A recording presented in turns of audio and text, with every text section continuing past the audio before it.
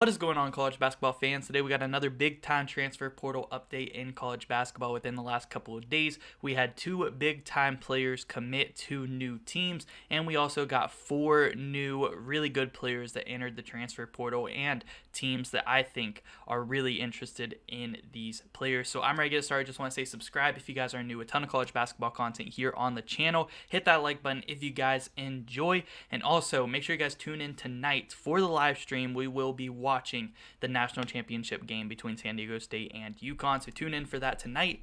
Let's get it started. All right, so first let's go over these two players that committed to new programs the other day, and our first one is Eddie Lampkin Jr. finding a new program. I think this all came to a big surprise to us when he committed to Colorado yesterday, because he was rumored to go to Georgetown, and it was rumored that, maybe Ed Cooley was tampering with him a little bit, trying to get him to come commit to Georgetown, but he actually goes to Colorado. Big surprise. Last season for TCU, he did average 6 points per game, 6 rebounds per game, and an assist per game, and he can be a really good piece to this team at Colorado. And this Colorado team, with the addition of Eddie Lampkin Jr., I believe will make a big time jump and will be one of the top teams in the Pac-12, up there with UCLA and Arizona, because along with Eddie Lampkin coming in, they are returning guys like KJ Sampson and Tristan Da Silva, and they are still heavily targeting Graham Ike out of Wyoming. So if they can pick him up as well, that will be an insane front court there, maybe the best in the Pac-12. So look out for Colorado next season. They will be a tourney team. And our other big transfer commit is staying at TCU. We had Eddie Lampkin transfer out of TCU. Well, Jamir Nelson Jr. is transferring to TCU from Delaware, and last year for Delaware, he did average 20.6 points per game, 4.6 rebounds per game, and 3.6 assists per game. He also gets about 2 steals per game, which will be perfect in a system like TCU for Jamie Dickinson. He likes his guards to be really good defenders, and he likes to get out in transition. So he will be TCU starting shooting guard next year. He will replace Mike Miles, and he will fit into that Mike Miles type role perfectly for this Horned Frogs team. And this came right, just a few days after Mike Miles Jr.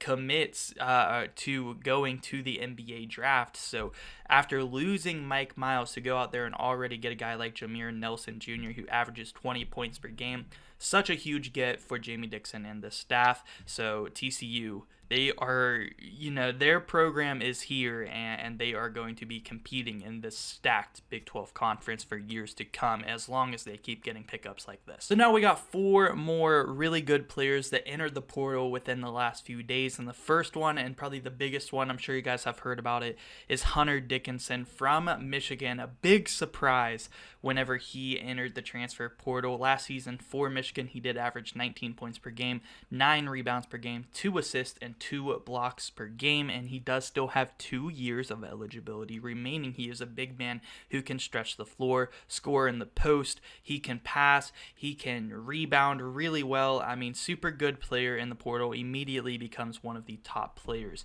in the portal. And some teams that I am seeing interested in Hunter Dickinson already are Kentucky, Georgetown, Syracuse, and Villanova. And Georgetown's interesting because, of course, Ed Cooley took over there. He's trying to build something good right off rip year one there at Georgetown, and Hunter Dickinson is also from the DC area, so that is interesting to look at as well.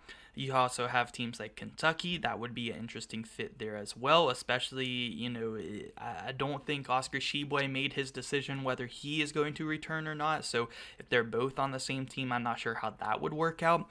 But Syracuse and Villanova, very interesting, and from what I'm seeing is Syracuse is actually maybe the top team to pick up Hunter Dickinson, so that would be pretty crazy. Syracuse already got a big pickup this offseason in the transfer portal, and J.J. Starling. They can also pick up Hunter Dickinson, and another guy that we will be talking about next. They are on his list as well, so Syracuse doing really good work here in the transfer portal. Next player we are going to talk about today is from St. John's University, and St. John's had a ton of players transfer out of the program since Rick Pitino has become the head coach, and the more notable name in my opinion, is Posh Alexander. Posh Alexander, a really good player, and although he did have maybe a down year from the year before, this past season he still averaged 10 points per game, 4 rebounds per game, 4 assists per game, and 2 steals per game, and he does still have 2 years of eligibility left remaining to play. And the teams I see interested in him so far are Illinois, Penn State, Kansas State, Houston, and Syracuse once again. So if Syracuse could pick up Hunter Dickinson and Posh Alexander, that would be pretty nuts, and they could contend year one in the ACC under their new head coach, Adrian Autry. They can compete in the ACC and become a tournament team right away, especially if they can get Hunter Dickinson and Posh Alexander, with already picking up J.J. Starling, who is a really good freshman from Notre Dame that transferred there. That would be amazing. But Illinois, also very interesting. I mentioned before in my last transfer portal update, they really need a point guard, especially with Jaden Epps transferring out of there. Penn State could be a good team to go to, but they're also another reason Syracuse is interesting for Posh Alexander. Maybe he wants to stay in the New York area, because if he's transferring out of St. John's, he wants to stay in New York. He could head up to Syracuse, so very interesting. Also, Houston, they might be in need of a guard.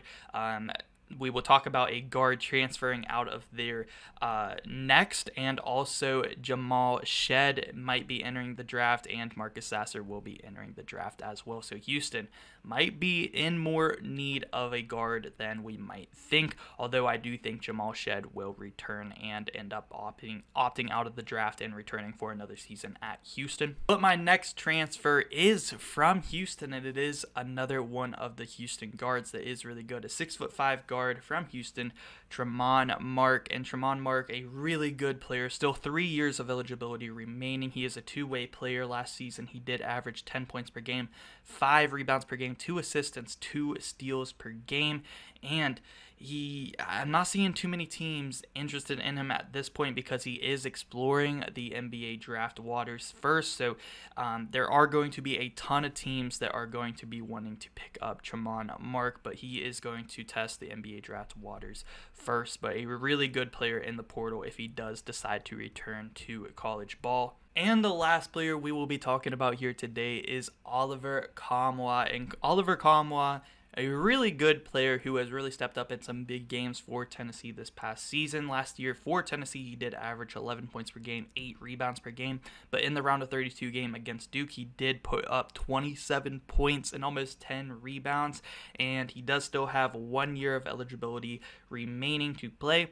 And there are a lot of teams that I see interested in picking up Oliver Nkamhoua. And these are the top 5 or 6 teams that I see really having a lot of interest in picking him up, that being Indiana, Miami, North Carolina, Texas, and Texas Tech. I think that Texas Tech is really interesting. I think Texas is as well. And I kind of mentioned from my last video, Caden Shedrick would be a really good pickup for Texas. Well, Oliver Nkamhoua is kind of like a Caden Shedrick, but even better. So if Texas is able to pick him up, that would be a really good pickup, and it would be for any of these teams. I could see Miami maybe trying to get some extra front court help there. That would be huge. Indiana, they're going to be losing guys like Trace Jackson Davis, some of their big men there in the front court. They could use a guy like Nkamhoua. So all 5 of these teams could really use a guy like Oliver Nkamhoua. He is one of those guys who fits just about any team, and with his defense, he will be a great player, and all the fans for that team will love him. So I'm really excited to see where Oliver Nkamhoua goes, because it would be just an awesome addition to any team. But that is going to do it for this transfer portal update video. Let me know if you guys want to see more offseason videos like this, and make sure you guys tune in tonight at 9 p.m. to watch the national championship game between UConn and San Diego State. It's going to be a good stream. Make sure you guys tune in. Yeah, guys, thank you so much for watching.